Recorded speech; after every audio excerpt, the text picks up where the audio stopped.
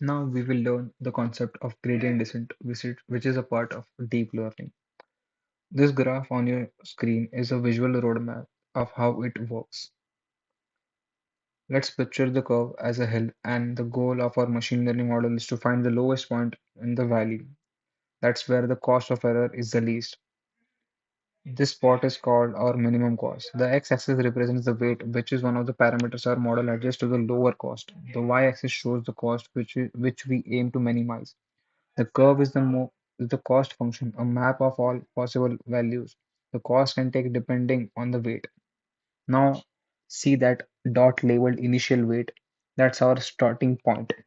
We don't know yet where the lowest point is, so we take an incremental step downhill. The direction is determined by the gradient, which is the slope of the hill at our current position, represented by the dashed line. It tells us the steepest path downward.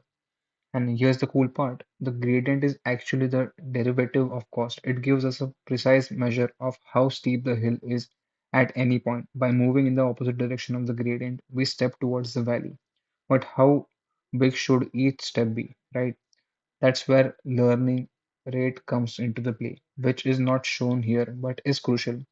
Too big and we might overshoot, too small and it take forever to reach the bottom. Step by step, iteratively, our model updates its weight, moving down the slope until it reaches a point where it can go no longer go down. When it can no longer go down. Ideally, the lowest point is the valley, the minimum cost. And that's the gradient descent concept for you. It it shows how models learn to predict with high accuracy by continuously improving one step at a time. Thank you so much.